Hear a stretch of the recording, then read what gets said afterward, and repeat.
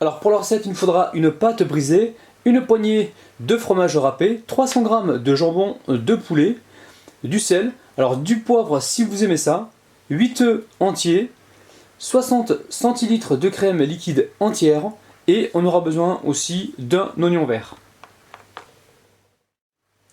Alors ici, j'ai préparé donc un moule que j'ai légèrement beurré.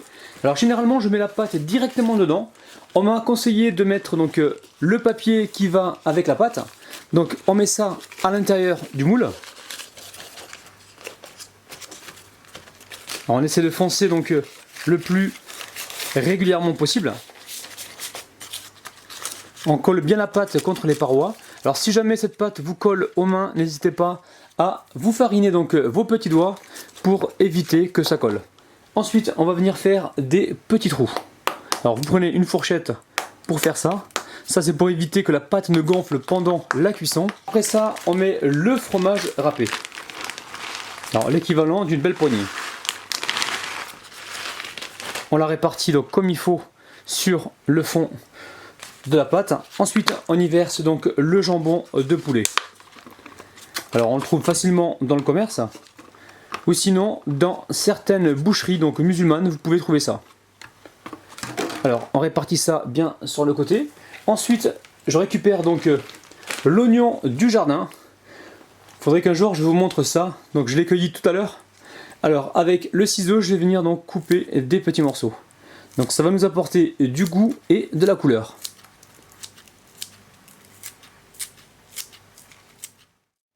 Allez, je mets ça de côté pour l'instant. Ensuite, je récupère le bol avec les œufs et je les bats en omelette. On verse donc la crème liquide petit à petit, tout en mélangeant.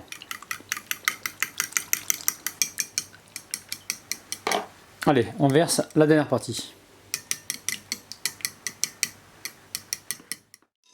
On va pouvoir y mettre le sel, alors pas trop de sel, parce que le jambon est déjà salé, le fromage l'est aussi, donc très peu de sel.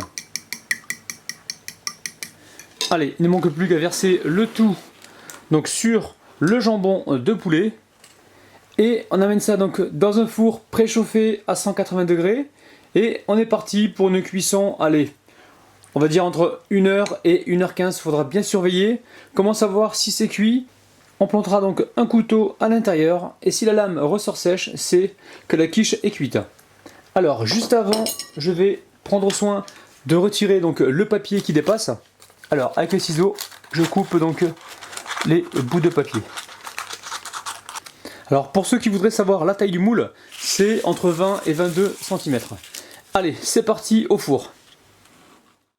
Alors, la quiche est cuite, j'ai attendu qu'elle soit bien tiède pour me couper une jolie part. Alors, on va passer immédiatement à la dégustation. Miam miam!